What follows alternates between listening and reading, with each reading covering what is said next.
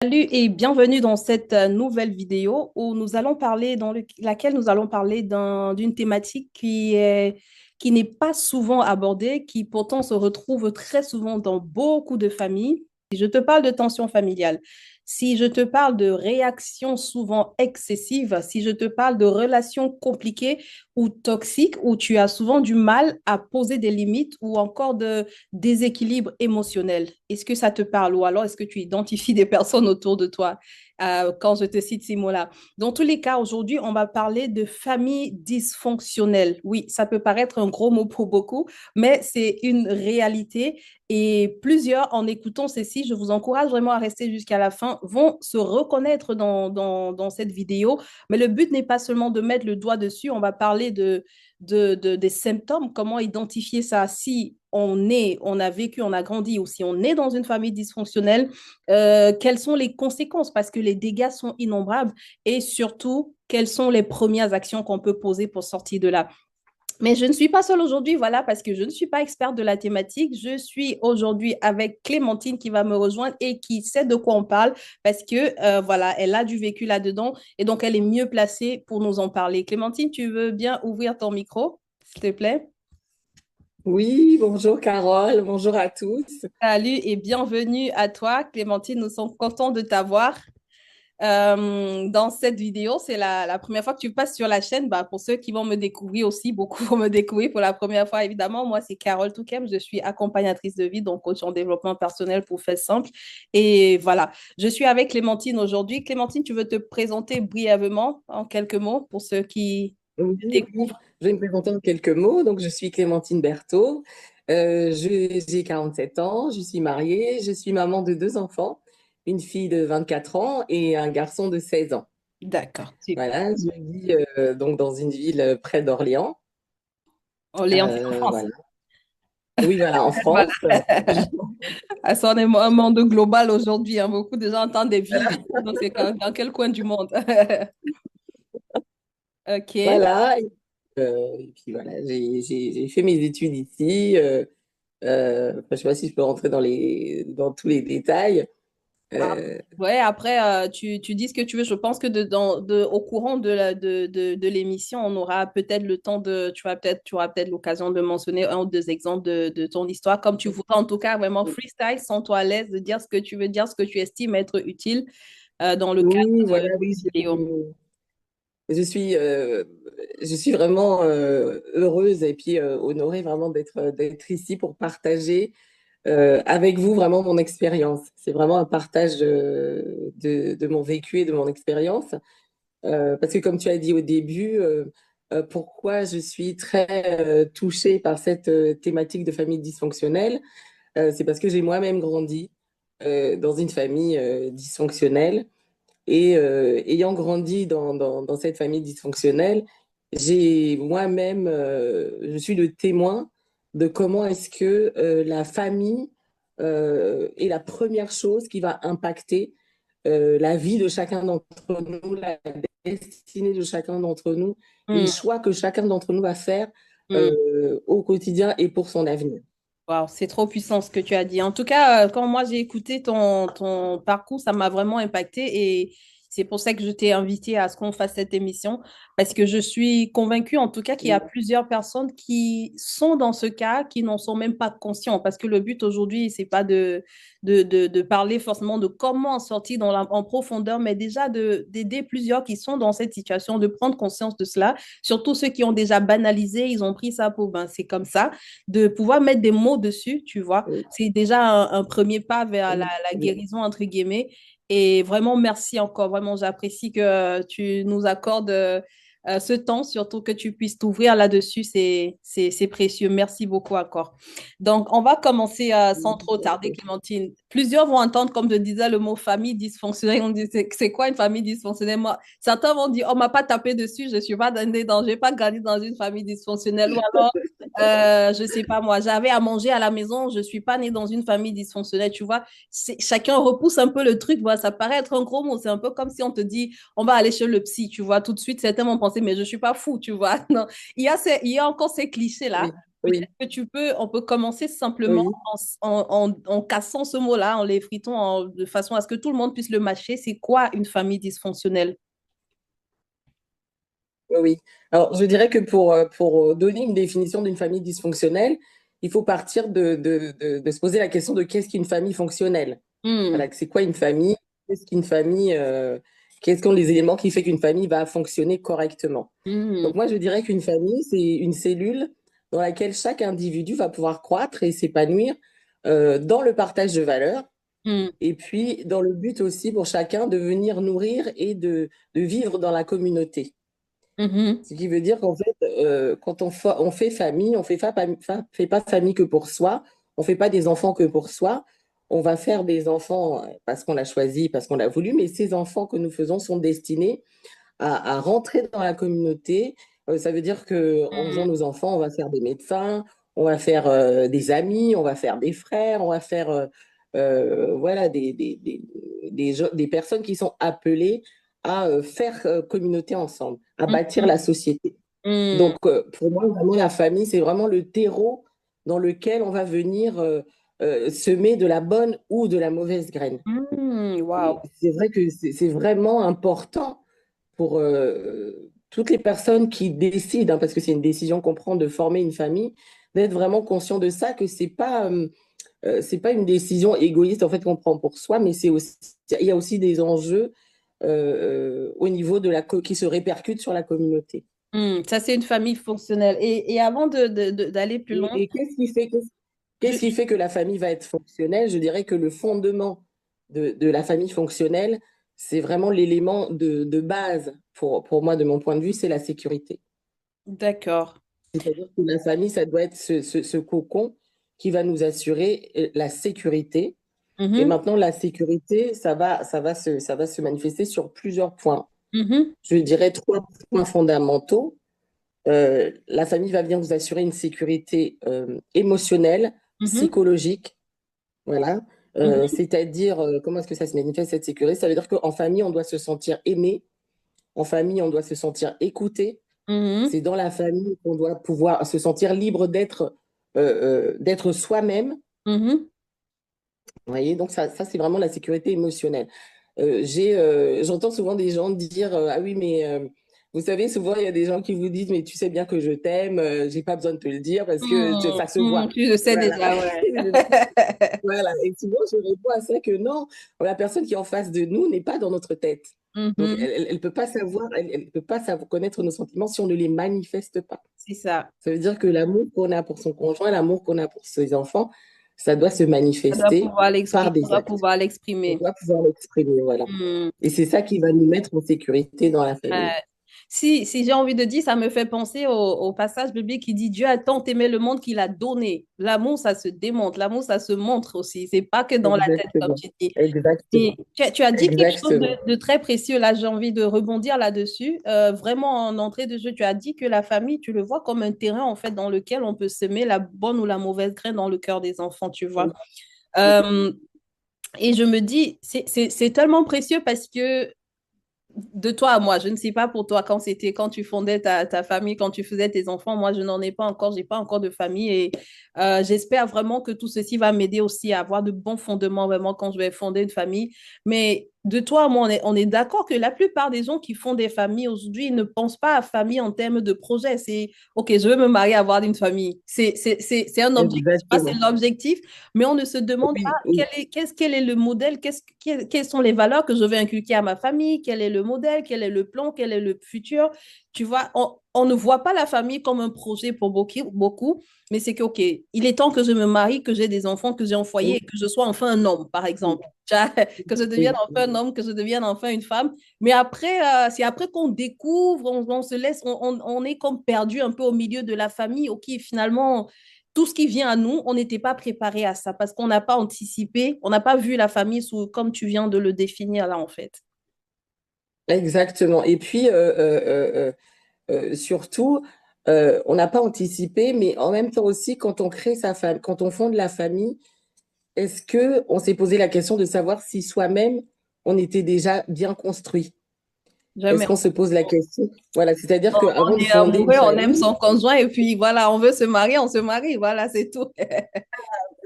parce que ce qu'on va transmettre dans la famille, c'est ce qu'on est déjà. Donc, quand je fonde une famille, la famille ne sera que le reflet de ce que moi-même je suis déjà. Et on n'est pas conscient de ça. Vous voyez? C'est ça.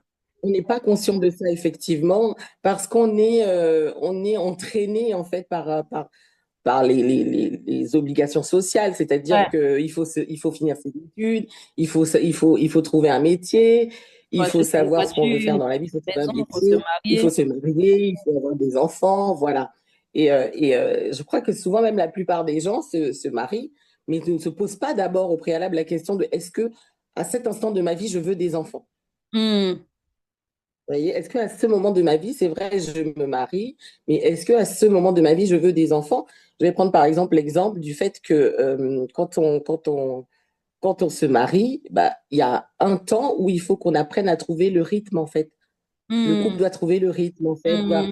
parce on va faire face à des challenges, parce que bon, là, on rentre en intimité ensemble, on Hmm. va vivre ensemble, il va y avoir des ajustements à faire Venant de backgrounds sur la différents, il y personnalité a. de chacun. Ouais, exactement. Et c'est vrai que parfois, il peut arriver que, de mon point de vue, l'idéal, ce serait qu'il y ait un temps, en fait, d'un an, 2 ans, pendant lequel bah, le couple va apprendre à se Le retrouver. connaître, va voyager ensemble, voilà, vraiment créer une intimité dans le couple avant de faire des enfants. Hmm. Vous voyez? Hmm. C'est-à-dire que quand on a trouvé cette intimité, parce que le couple, ça doit fonctionner comme une équipe. Mhm. C'est-à-dire souvent, on nous dit oui, c'est l'homme qui dirige la maison, la femme est soumise. Vous voyez bien Voyez? le discours. Voilà. Vous voyez? Et moi, j'ai envie de dire que chaque couple est différent parce que chacun d'entre nous, nous sommes différents. Hmm. Et c'est vrai que parfois, faut pas se caler sur les normes forcément Hmm. Ouais, on est dans une sociales société, il y a imposées. beaucoup de pression, énormément de pression en fait. Voilà. Les normes, on met Oui, oui, tout le monde dans des box et puis tu dois faire comme ça. Après, exactement. j'entends, par exemple, j'entends quand tu dis que ce serait bien que le couple ait 2, 3 ans pour se retrouver, pour pour avoir un bon fondement déjà de leur foyer, donc de la famille qu'ils veulent bâtir avant de commencer à avoir des enfants. J'entends. Mais après, par exemple, dans le contexte africain, on est d'accord que la pression de la famille, après 9 mois déjà, on commence à demander à la femme, mais attends, Oui, oui, tu n'es pas oui, encore malade, oui, tu vois, comme on oui, dit oui. souvent au Cameroun, la bonne maladie, tu vois. Après 2 ans, Oui, 1 an et demi, on commence à se poser des questions, mais est-ce que tu vas bien, tu vois? Il y a cette pression-là qui fait que on n'a même pas le temps de refléter, de se poser les bonnes questions. Mais bon, exactement. on va essayer d'avancer. Donc, pour toi, alors, une famille, on a parlé d'une famille, ça devrait être quoi? Et je pense que c'était important de mettre ces fondements-là. C'est quoi une famille vraiment? Quelle est l'autre perception, je sais pas si c'est le bon mot en français, qu'on peut avoir de la famille, peut-être que les gens n'avaient pas jusqu'ici. Et donc, une famille dysfonctionnelle maintenant, c'est quoi? C'est une famille dans laquelle il n'y a pas de sécurité. Tu parlais de la sécurité tout à l'heure sur les C'est ce que 3 ans. je parlais de sécurité émotionnelle, c'est-à-dire que voilà, il faut que voilà, on se sente aimé, on se sent compris, on se sent écouté. Et puis aussi, il y a la sécurité physique hein, qu'il faut Mhm, assurer aussi à tous les membres de la famille, mhm, ce qui veut dire que on doit vivre dans un environnement paisible dans lequel voilà, on va avoir un respect de l'intégrité physique de chacun, de l'intimité de chacun aussi mhm. parce que d'expérience hein, de mon vécu, Ouais, je sais que parfois, en fait, je donne juste c'est des anecdotes en fait que je donne. Par vas-y. exemple, vous voyez, bon, quand vous avez les enfants en leur chambre, donc la chambre, c'est vraiment le lieu intime de chacun. Vous voyez, où vraiment notre âme se repose, où Mm. voilà, on vient voilà, chercher des moments d'intimité. Et puis souvent, vous avez le fait que quand la famille, on reçoit des parents ou de la famille, eh bien, on va enlever l'enfant de sa chambre, on va le faire dormir sur le canapé, et puis quelqu'un d'autre va venir récupérer son lit ou sa chambre. Vous voyez, donc l'enfant va se retrouver sans chambre pendant une semaine, 2 semaines. Enfin, Ouais, c'est vrai que ça paraît souvent des détails, ouais. mais, mais vraiment, ça peut aussi apporter une insécurité en fait aux enfants parce que bah, ton lit, c'est plus ton lit, quoi, c'est plus ton intimité. Et puis aussi, le fait que parfois aussi, on laisse rentrer un peu tout le monde chez soi. Vous voyez, tout le monde peut rentrer chez soi, on rentre, on sort, voilà. Et tout ça aussi, ça participe à, à- à priver en fait d'intimité les personnes qui vivent dans les familles. Moi, j'ai entendu beaucoup de témoignages des gens qui disaient que bon, voilà, euh, quelqu'un arrive de la belle famille et puis il a un comportement vraiment qui vous indispose dans la maison et puis Hmm, bah, vous pouvez rien dire, vous voyez. Donc, hmm, tous ces petits détails, hmm. on les considère comme des petits détails, mais moi, pour l'avoir vécu, hein, euh, ça impacte aussi. Ok. Donc, alors, deux choses. La première des choses, c'est une famille dysfonctionnelle. Donc, c'est une famille dans laquelle soit il n'y a pas de sécurité émotionnelle ou Ça veut psychologique. dire que c'est une famille où il n'y a pas de sécurité émotionnelle. Il va y avoir bah, une insécurité. On ne va pas se sentir en sécurité physiquement. Mhm, Ça peut être une famille où il y a des querelles permanentes entre les mhm. parents, une famille où il y a des violences physiques, une famille où il y a des abus.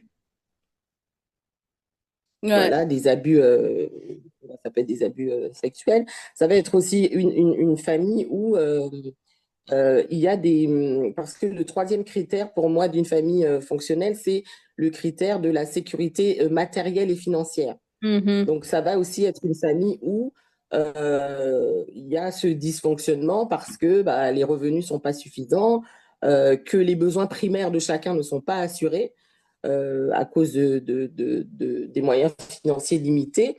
Ça peut aussi être des familles où il y a ce que j'appellerais de la violence financière.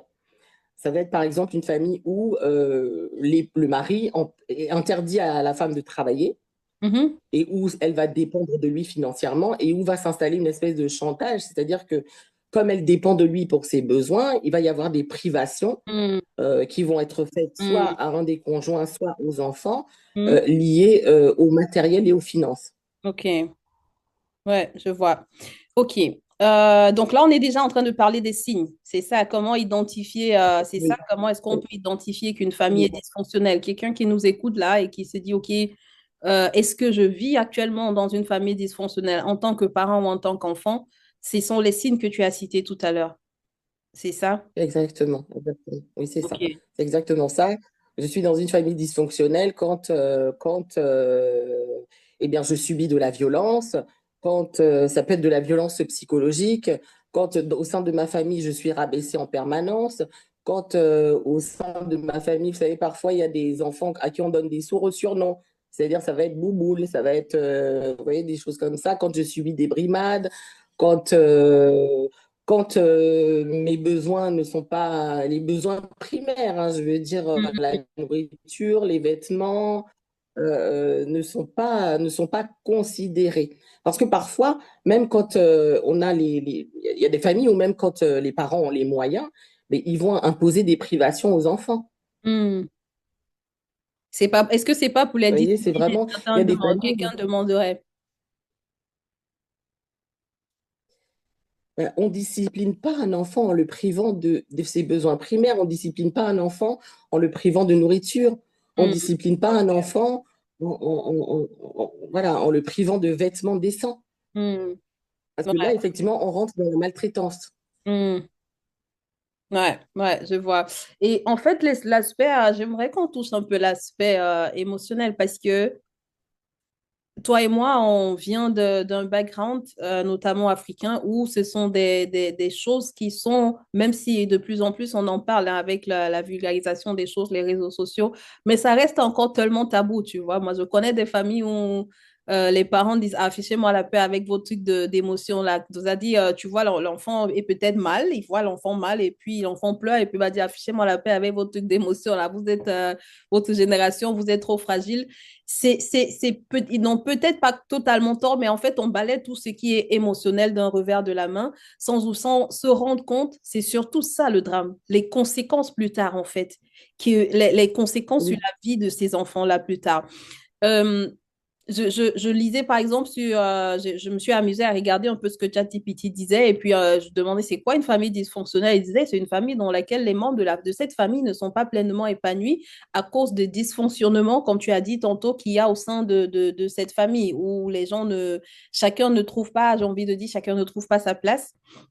Et ça crée des dysfonctionnements émotionnels parce que même les besoins matériels, ça finit par affecter aussi le côté émotionnel, tu vois. Oui, Et oui, donc, j'aimerais qu'on s'attarde un peu sur cet aspect émotionnel. Tu as dit tantôt que quelqu'un peut être dans une famille, bon, dans une famille où il y a les besoins matériels sont couverts.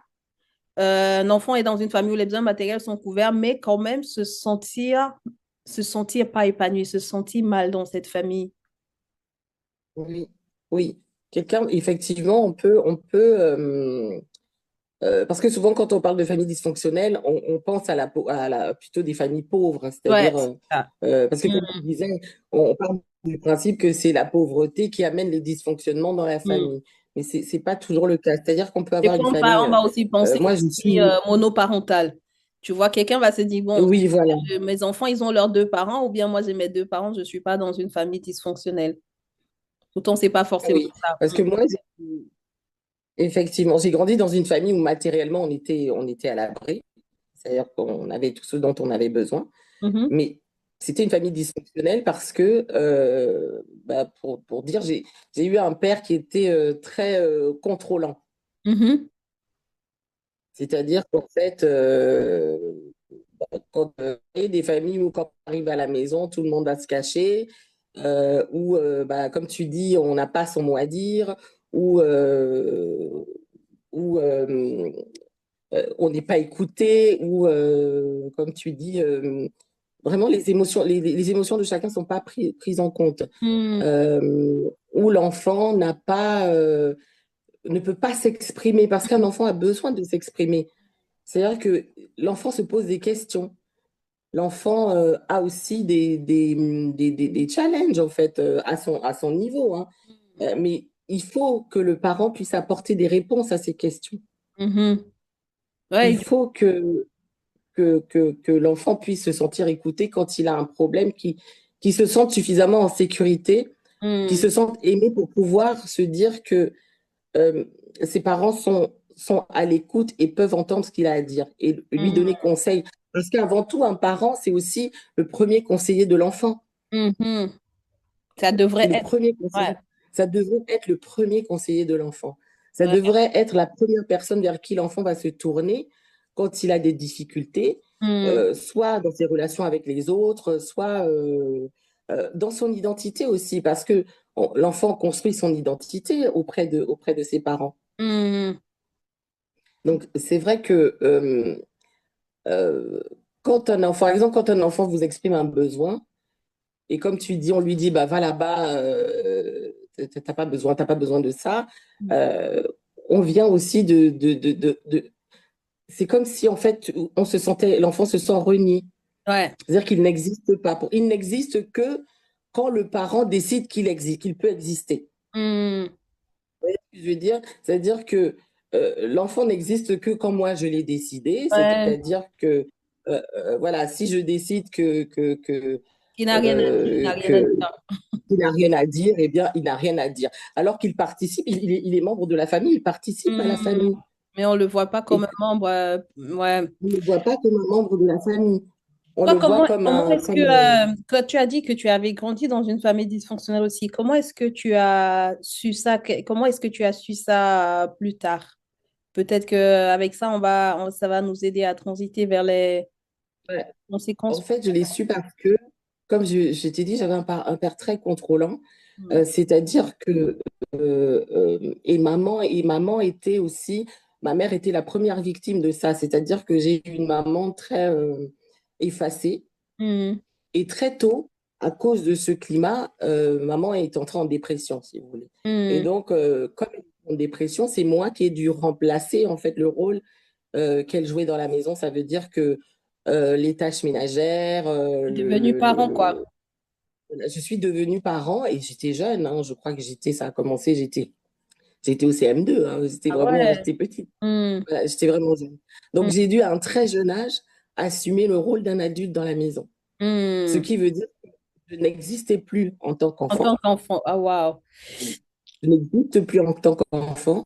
Hmm. Je dois jouer le rôle d'une adulte et donc tous mes besoins, euh, D'enfant. je disparais. Ouais, tu Voilà, disparais c'est-à-dire en l'enfant fait. Ouais. disparaît. L'enfant disparaît pour prendre le rôle Voilà, de la l'enfant mère. disparaît Hmm. pour prendre le rôle de la mère. Et ça a pour conséquence que bah, c'est une charge lourde quand même pour à porter pour un enfant. Est-ce que tu as constaté ça? Et Tu as vu les conséquences aussi à l'âge adulte? Est-ce que ça, il y a eu des séquelles qui t'ont... oui, oui, parce que bah, je ne me suis pas construite en fait.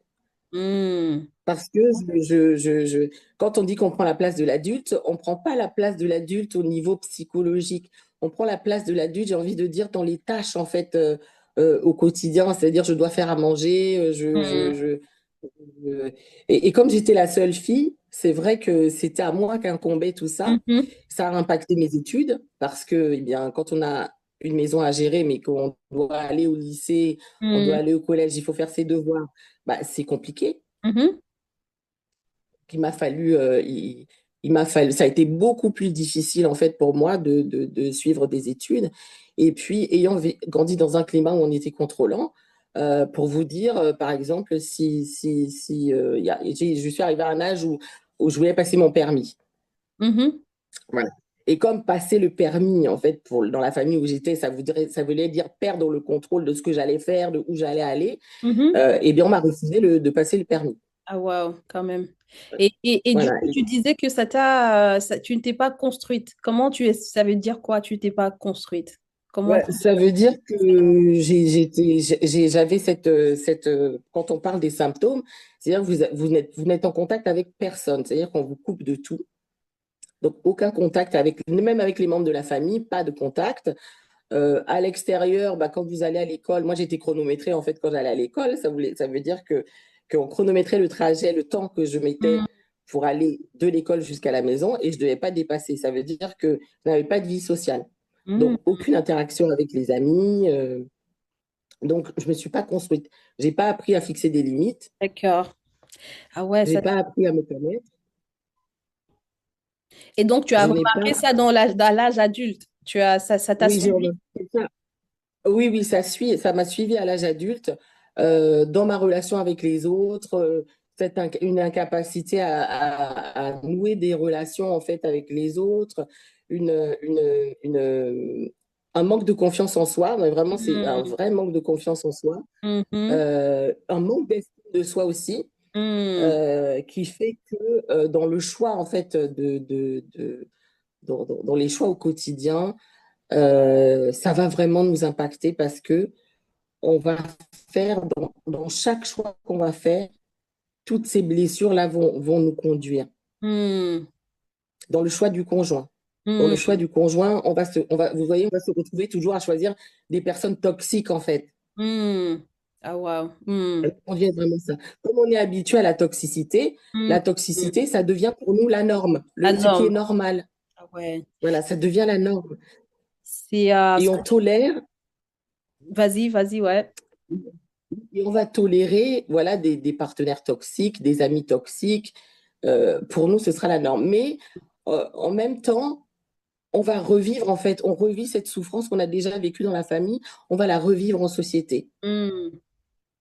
Mais sans être conscient, en fait, Sans être que ça conscient vient de que là, c'est ça, ouais, que sans ça être vient de conscient là, que ça ouais. vient de là, Ouais. sans Et être moi, conscient qu'on a soi-même ces blessures. c'est triste en fait parce que ça n'affecte pas que quand on parle du relationnel, quelqu'un peut voir juste au niveau du partenaire et tout, forcément. Relationnel, on parle de partenaire, mais aussi relationnel dans le cadre du travail. C'est difficile quand tu n'as Ça pas d'estime affecte de aussi dans soi, le quand cadre tu du n'as pas de travail. confiance en toi dans le travail, ça se voit tout de suite. Moi, j'accompagne les gens, j'ai Exactement. accompagné les gens à se préparer pour les entretiens d'emploi, mais quand tu parles avec quelqu'un qui n'a pas confiance en lui, ça se sent tout de suite. Et moi-même, j'ai souffert de ça, donc Oui, je sais de quoi je parle. Donc, c'est dans les relations de travail et puis tu vas être très souvent oppressé même parce que, voilà, tu sais même pas, toi-même, tu peux pas t'affirmer. Donc, dans les relations amicales, relations amoureuses, relations au travail, donc c'est dans la société, en fait, qu'on finit on souffre en tout cas de ça à plusieurs niveaux de la société.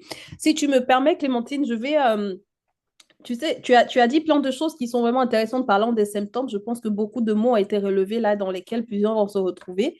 Et je pense que des émissions comme ça ont toute leur place malgré les nouvelles technologies aujourd'hui parce que il n'y a rien qui peut remplacer en fait une histoire vécue. C'est de l'authentique, c'est authentique. Ah ouais, là du coup, ta caméra semble être plus claire. Peut-être quand tu te bouges pas, on voit, c'est plus Ah oui, statique. peut-être, Ah oui. ouais, quand tu bouges, c'est un peu moins clair, mais voilà. Euh, Oui. c'est juste une petite remarque. Donc, je voulais dire que, comme je te disais, je m'étais amusée à regarder un peu ce que ChatGPT dit, mais comme je suis convaincue que les nouvelles technologies, ça nous aide, ça vient compléter, mais ça ne peut pas remplacer en fait ce qu'un être humain peut dire parce que le vécu, c'est le vécu, tu vois. Et je vais lire quelques caractéristiques ou quelques symptômes qu'ils ont soulignés ici, et ça, tu vas voir que plusieurs choses sont ce que tu as déjà dit, juste pour compenser pour ceux qui nous écoutent aussi. Une des premières choses qu'ils ont mentionné comme caractéristique des familles dysfonctionnelles, c'est les communications malsaines ou qui ne sont même pas existantes du tout. On évite de parler des vrais problèmes. Il y a les émotions sont ignorées, tu l'as dit, ou minimisées, ou ridiculisées à la limite. Tu vois, il y a la communication et des fois la communication se fait à travers la colère. On parle dans un Oui, état colérique, on pense qu'on communique, mais non, on ne le fait pas. Ou au travers des critiques. Tu vois, il a parlé une autre caractéristique, c'est les rôles de famille qui sont déséquilibrés. Tu as parlé tout à l'heure de toi qui a pris le rôle de parent. Il a dit quand un enfant devient parent, la parentification, ça s'appelle en français apparemment, ou qu'un parent, quand certains membres de la famille portent beaucoup trop par rapport à d'autres. Une autre oui, caractéristique, c'est les conflits constants ou un climat tendu dans la maison, les disputes fréquentes, l'hostilité, l'atmosphère où il y a tout le temps de stress. Je vous lis ça, les amis, pour que vous puissiez aussi identifier si vous êtes dans un foyer qui est dysfonctionnel et peut-être inconscient. Autre chose, c'est l'absence des limites claires. Clémentine a mentionné ça aussi avec des exemples concrets. Ça crée des contrôles excessifs ou des autorités toxiques finalement, ou des intrusions dans la vie privée des gens. Il y a plein de oui, choses, des traumatismes aussi, les inversions des responsabilités, le manque d'amour, je vais terminer par là, de soutien. On a peu de compliments ou peu d'encouragement de la part des siens, de la part des parents. L'enfant ne se sent jamais assez bien, toujours besoin de prouver pour être, il faut que je sois parfait. L'enfant n'a même pas le courage d'exprimer ou tu as fait peur de faire des erreurs tout le temps parce que voilà, tu ne te sens pas valorisé, tu ne te sens pas encouragé, tu ne te sens pas aimé. Donc, ça, on parlait des symptômes, des signes, et tu as commencé à parler des conséquences tout à l'heure. Je propose que dans cette deuxième partie, qu'on termine avec les conséquences, surtout dans l'âge adulte, parce qu'on simplifie ça tellement, et j'aimerais, parce que pour avoir vu beaucoup de personnes euh, souffrir de ces manquements dans l'âge, dans l'enfance, que les parents prennent conscience en fait de leurs responsabilités dans l'éducation, le rôle qu'ils jouent. oui, Comme tu parlais de terrain, oui. s'ils sèment de bonnes semences ou de mauvaises semences, de leur responsabilité comme premier cocon familial.